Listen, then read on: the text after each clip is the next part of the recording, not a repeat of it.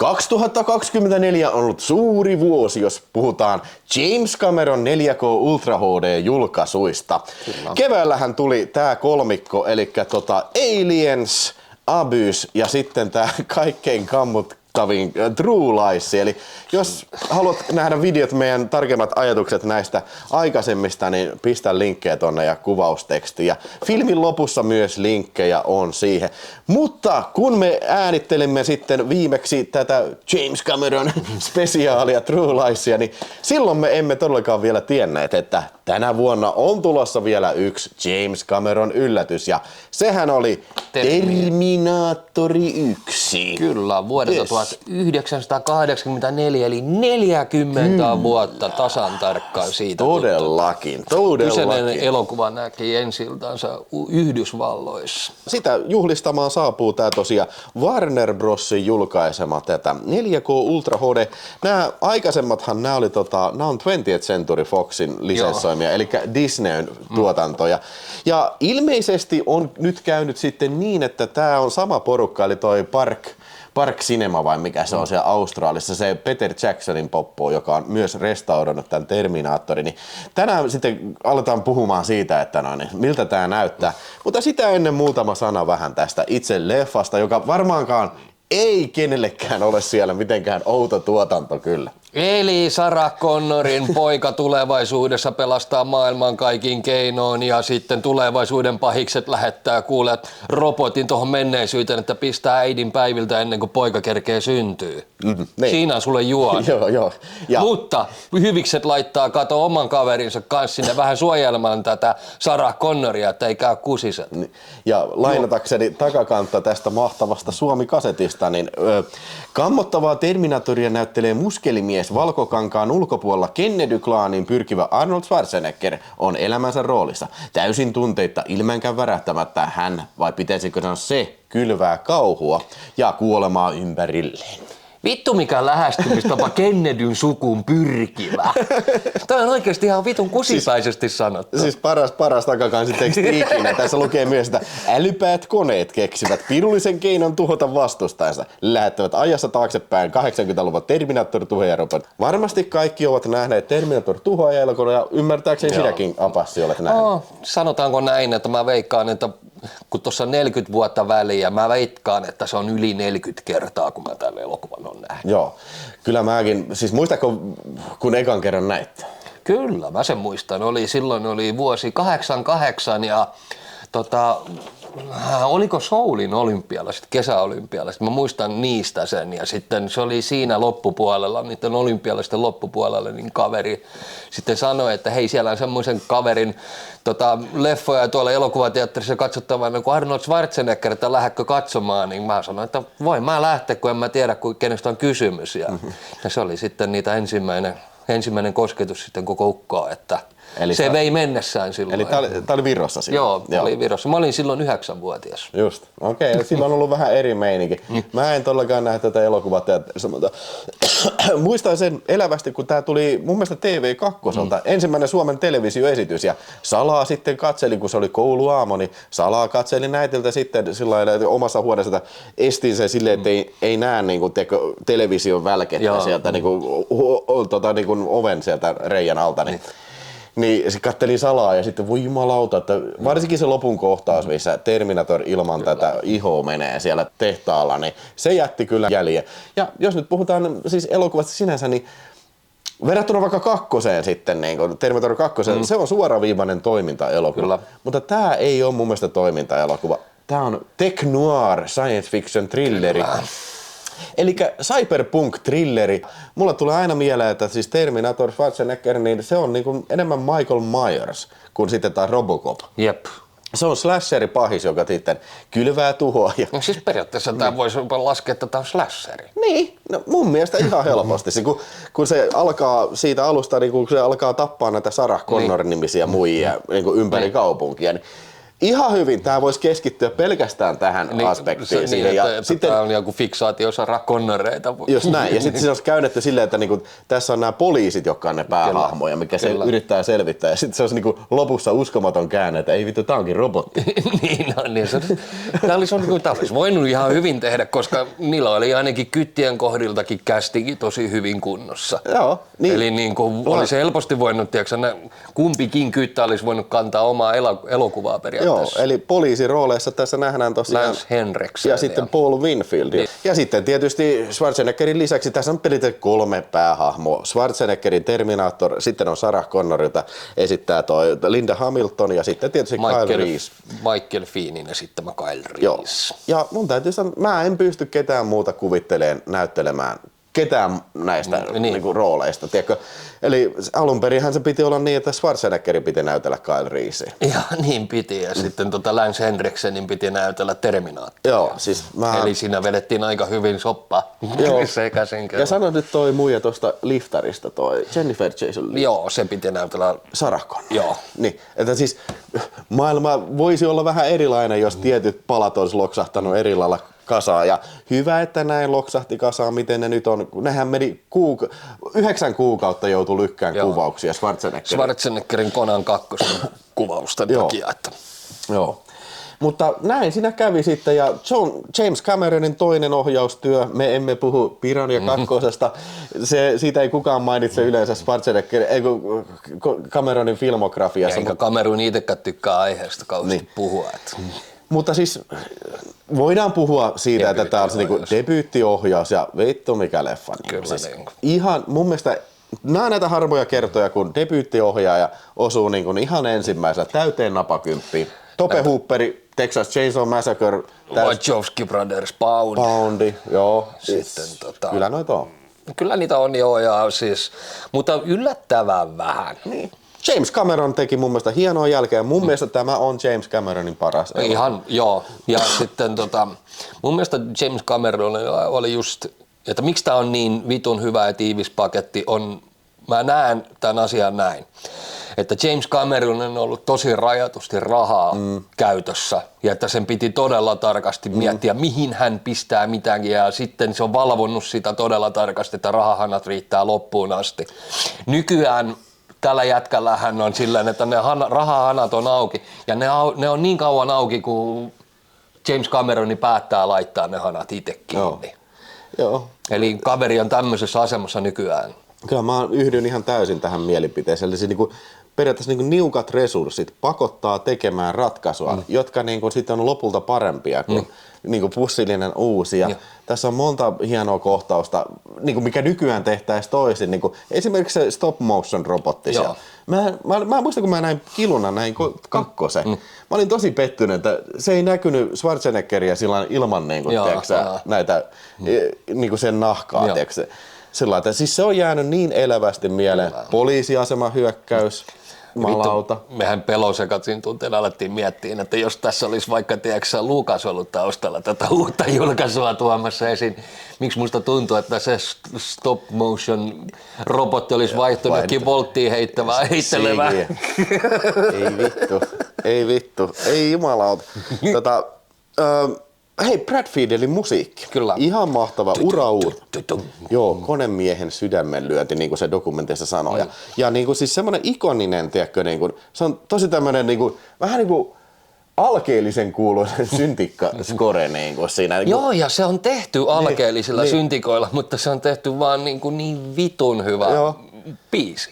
Sekin kohtaus siinä, missä Kyle Reese ihan alussa menee sinne tavaratalon, missä löytää sen takin ja sitten se, niin siinä on jotenkin tosi painostava.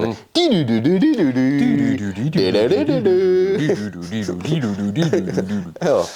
Monta hyvää kohtausta. Siis tää on täynnä klassikkokohtauksia. Tää on just semmonen leffa, mikä mä muistan ainakin ulkoa ihan niin kuin alusta asti kyllä ja loppuun. Ja niin kuin melkein kuva kuvalta muistan, miten tää menee. Melkein kommentit ja tämmöiset näin. Mutta niin kuin Tää oli hirveä hitti. Tää on siis niin hyvä hitti, kun silloin aikaan pystyi olemaan, kun tää oli Orionin tuottama.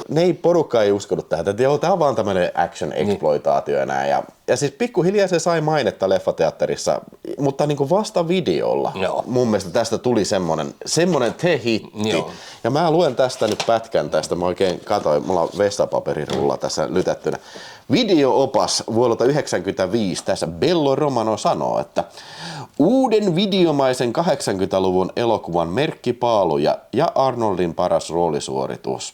Se on just niin se testamentti siitä, että James Cameron on mahtava filmintekijä, ainakin ollut, ja niin tämä on hänen tinkimätön teos. Ja hän on pistänyt sydänvertaan tähän kyllä, ja kaikki on ollut siinä niin inessä. Schwarzenegger näyttää siltä, että se on tosi innoissaan. Niin, ja sitten mikä sattumia semmoinen, että Cameron sai tämän projektin niin kuin alulle silleen näin, että se oli saanut just potkut Piranha 2. Ja sitten se oli ostanut viimeisellä rahoilla lentolipun sinne studiolle, että hän nyt vittu menee sinne ja lopputulos on historiaa. Ja Cameron on, niin kuin voisiko sanoa, että tänä päivänä ehkä maailman kaikkien aikojen menestyksekkäin ohjaaja. Terminaattori tuli hänen uniinsa, niin kuin, siinä kuumeuniin, että se robotti, joka tulee liekeistä, ja siitä tuli Terminator käsissä, tai se idea lähti siitä. No tietysti voidaan argumentoida, että nehän joutunut, tässä mun mielestä Blu-rayssa on lopputeksteihin pistetty acknowledgementti siitä, että ne hävisi oikeustaisteluun sille joku, mä en muista sen henkilön nimeä, mutta tässä on tosi paljon samanlaisia juttuja sen Twilight Zone-jakson kanssa. Joo. Mä luin sitä kanssa, että siinä oli oikein. Ne häviskin sen. Ne hävisi sen, ne joutui sanoa maksaa jotain X määrä rahaa ja sitten tästä lähtien aina niin kuin mainitsee sen, että tämä on niin kuin kiitokset tästä jotain tällä. Joo. Mutta tosiaan multa siis tulee siis 5/5 ja julkaisu 5/5. Koska mennään siihen nyt, mennään siihen, mutta leffalle 5/5. Ja, siis voiko tästä niinku muuta harkita? En mä. Siis joku sanoo mulle, että se on niinku 4, niin mä haluan kuulla, mistä se 1 on lähtenyt. Me haluamme kuulla, mikä sinä olet tästä Terminaattorista mieltä. Jos olet eri mieltä, pistä ihmisen kommentteja. Ja jos olet samaa mieltä, niin pistä kommentteja. Mutta nyt sitten se, mitä olette odottaneet, aletaan puhua tästä itse julkaisusta. Eli meikä poika tilasi tämän kyseisen julkaisu, joka on siis UK importti, koska sen tietää tästä ikärajapallosta.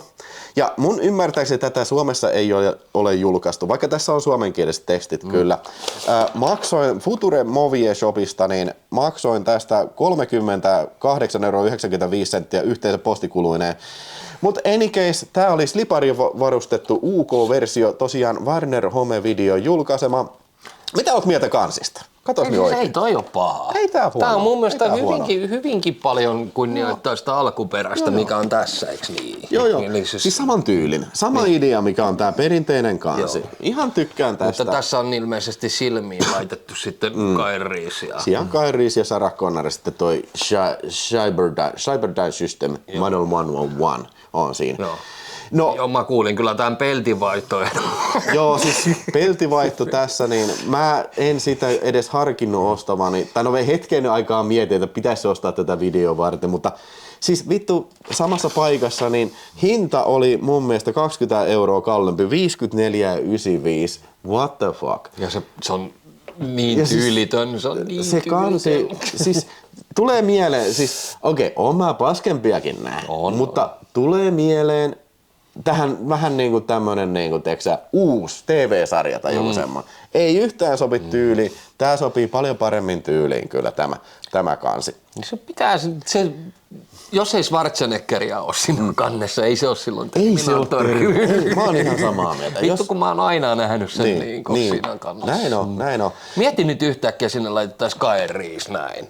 Nykykansina silleen, että siinä vieressä silleen toinen aseen kanssa on Linda Hamilton. Linda Hamilton kainaussa. Niin. Ja sitten niinku miksi sä tekisit tommosen niinku vittu se lukee tässä nimellä Terminator. Se on se päähenkilö. Et sä vittu jos mulla on vittu elokuva Gandhista, niin en mä pistä sen vittu avustajan kuvaa siihen. Niin, Gandhin sandaa. Niin. Tai Gladiator, niin vittu ei tähän pistetä mitään. Pistetään se muija siihen. Niin. Niin, mutta kuitenkin jos haluaa ihastella sitä toisenlaista kantta, niin se on menussa kuitenkin se kansi. Se pitää mainita, että siis toisin kuin näissä muissa James Cameron levyissä, niin tässä on jopa niin kuin panostettu sillä lailla Warner Brosin tyylit, että ne on pistänyt ne on maalannut siihen jonkun kuvan siihen kiekkoon. Jos me otetaan vaikka True Lies, niin tää on niinku vittu niin askeettinen. No joo. On siinä vähän yritystä joku helikopterin kuva, mutta niinku toiseltaan niinku on oikea kuva. Niin. Mistä propsit? Se ei ole nykyään sekään ihan kirkossa kuulutettu kyllä, että näin. Mutta joo, sitten se mitä ekstroja mitä tässä on, niin Poistettu kohtauksia oli jo muutama. siinä oli poistetut kohtauksia. Me katsottiin poistetut kohtaukset taas pitkästä aikaa. Samat on ollut DVD:llä jo. Ja ihan hyvä, että ne on poistettu. Ei mitään ikävää tule. Se olisi alkanut herättää jopa surullisenkin paljon yhtäläisyyksiä sen ykkösen poistettu kohtauksia ja Terminator 2.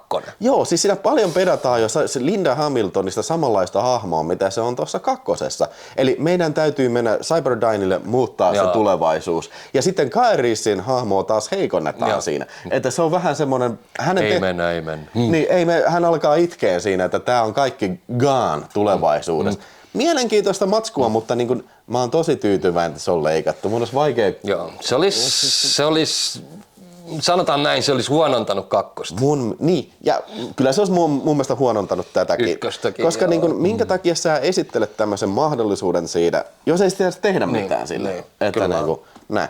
No toki siinä on kyllä ihan viimeinen kuva myös siinä, että näytetään ne joku pari idioottia siellä. Hei, kato, täällä on mikrochippi täällä siellä Cyberdynella. Hei, enpä olekaan ikinä nähnyt tämmöistä. Ja sitten meidän näytetään se, niin se loittoneista tehtaasta, mutta se lukee Cyberdyne. Periaatteessa se on vähän niin kuin payoff tälle, niin kuin mitä siinä alustettiin, mutta ei. Tämä on tosi virtaviivainen. Se olisi varmaan päättynyt siihen, kun se löytää sen sirun. Ja niin, se tulee Cyberdyne. Kato, kun tässähän se päättyi siihen, kun se lähtee sinne Meksikoon. Niin. Mutta niin kuin, joo, siis tää on hyvä näin, ja siinä on paljon poistettu myös niitä Lance Henriksen ja Paul Winfeldin kohtauksia, niitä poliisikohtauksia. Se on ihan hyvä näin. Tässä elokuvassa on 3 päähenkilöä, tää on tosi virtaviimainen näin. Ei mitään näitä ei tule ikävä. Sillä yhdelle kytälle tarjottiin vähän liiankin isoa roolia sitten siinä poistetussa kohtauksessa, joka jätettiin pois, koska siis... Ei se tarvitse. Ne kytät oli sivuhahmoja tässä. Ei, mitään noista ei tarvita. Nämähän on ihan tyytyväinen siitä. Olisi ollut ihan oma elokuvansa, jos me puhuttiin just, että minkälainen elokuva se olisi voinut olla. Sitten tässä oli tämmöinen dokumentti kuin Terminator Closer to the Real Thing ja sitten Unstoppable Force, The Legacy of Terminator, missä sitten filmintekijät Jonathan Mostov ja mitä kaikkea. Edward Furlongin on siinä äänessä.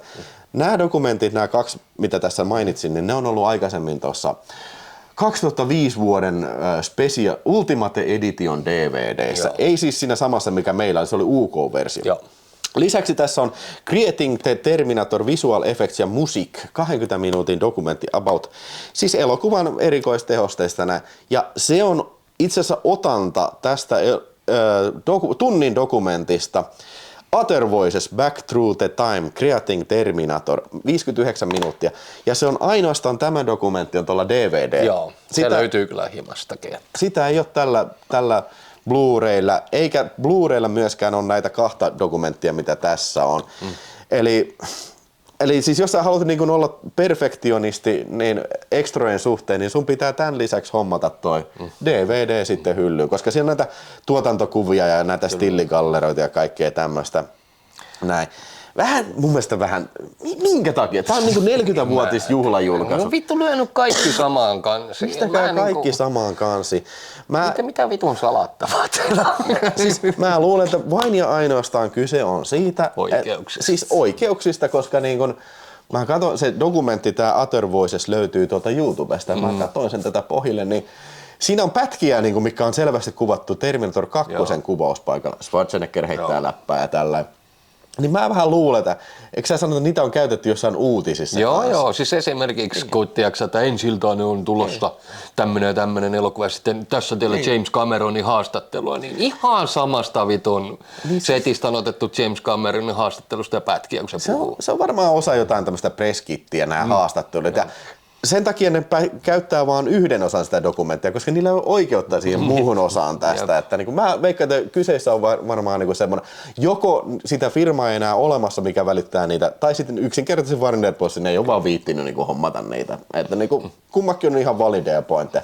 Mutta sanotaan, että ekstroista nyt en ole kauhean impressed kyllä, että olisi ollut tilaisuus niin kuin tehdä jotain. Vähän niin kuin näissä on niin kuin James Cameronin uudet tänä vuonna kuvatut haastattelut.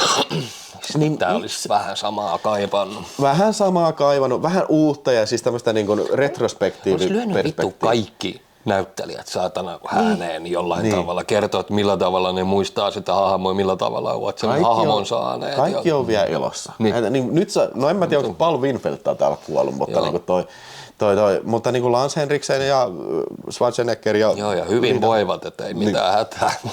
Jotain olisi kaivattu lisää, mutta paremmat ekstrat tässä on kuitenkin työssä Blu-rayssa, joten mä annan nyt, sanotaan 3 tähteä ekstroista. Ekstroista. Joo. Mutta hei, yksi iso ekstra tässä on, mikä puuttuu tästä DVD-julkaisusta, tai siitä Special Edition DVD, mikä Suomessakin julkaistiin. Tässä on yksi iso etu tässä nimenomaan se, että tässä on alkuperäinen monoteatteri ääniraita. Kyllä. Ja minkä takia se on sitten spesiaalia? Siis tietysti sen lisäksi tässä on Dolby Atmos ääni kyllä, tai toi DTS ääni. Niin, eikö on tässä Dolby Atmos ääni?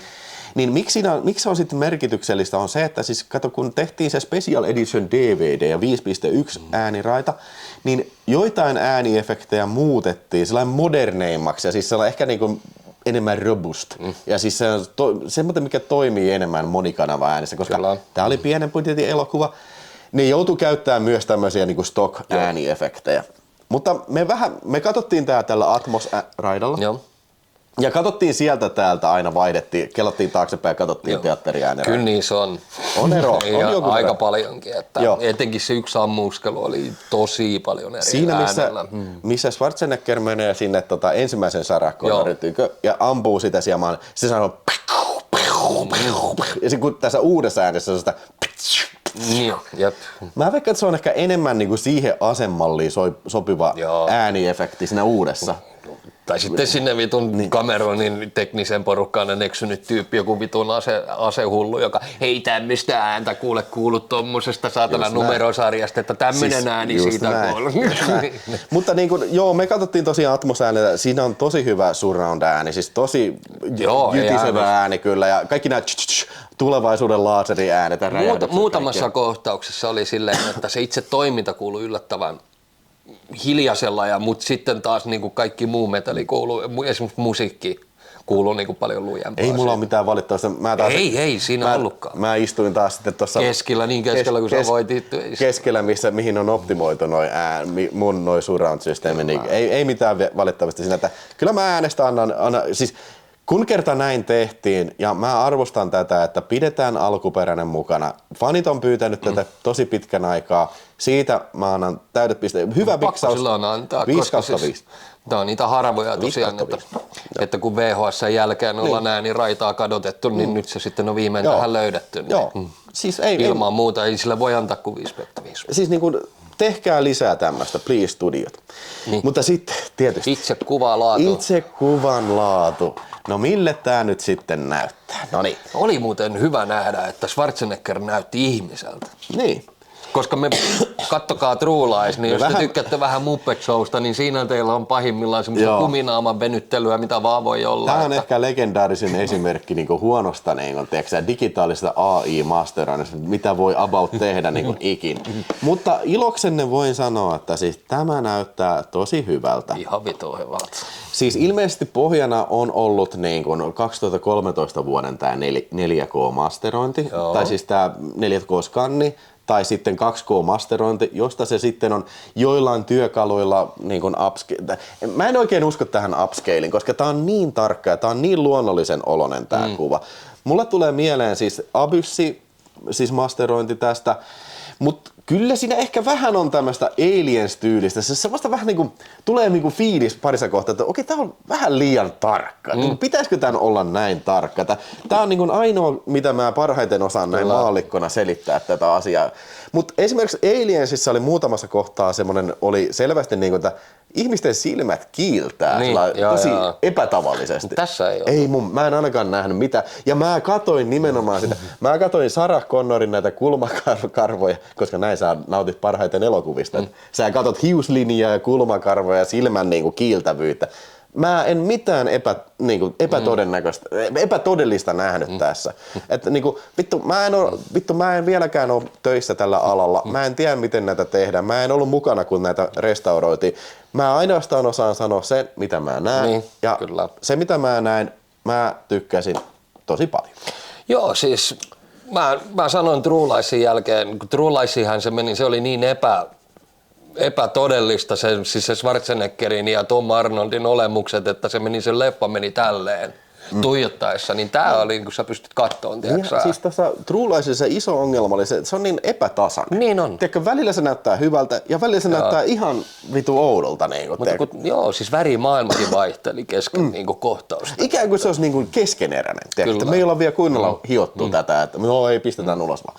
Mutta tässä oli kaikki. Ei mitään siis ei mitään. Tämä oli alusta asti täydellistä nautintoa katsoa. Vitun terävä kuva, vitun värikäs kuva ja siis sellainen oikealla tavalla justiin mustan tasot, kun tämähän on aika synkkä elokuva. Tässä on aika vähän päiväkuvauksia. Kyllä.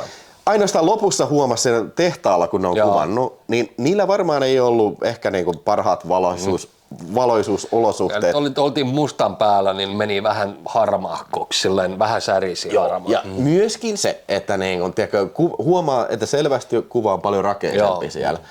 Ja tästä tulee aasinsilta siihen, että kyllä tässä on filmirae on tallessa, että sitä ei ole poistettu sillä väkisin esimerkiksi Aliensista. Ja ne näytti tosi kummallisen silotellulta kyllä. Niin, kyllä mä sanoisin, että tämä on vähintään yhtä hyvä kuin näistä Cameron restauraatioista kuin Abyssista. Mä tykkäsin tässä tosi paljon. Tää oli hyvä näköinen. Mutta mun mielestä tää ei ihan päässyt taas, kun puhutaan mun mielestä parhaasta 4K-kuvalaadusta, mitä mä oon nähnyt, niin ei se Crowin tasolle ihan päässyt. Kyllä mä sanoisin, että Crowe on ollut, kyllä, siis se on ollut ihan semmoinen ihan ylivoimainen. Se olisi voinut mennä, kyllä. Jos olisi vielä parempi joku formaatti, niin se menisi silläkin varmaan läpi. Joo, menkää katsoa meidän Crowe-video tosta, siinä on se 2 lisänä sitten myös. Mutta joo. Periaatteessa on hyvä semmoinen vertailukohde, koska Crowe on kans aika hämärässä kuvattu filmi.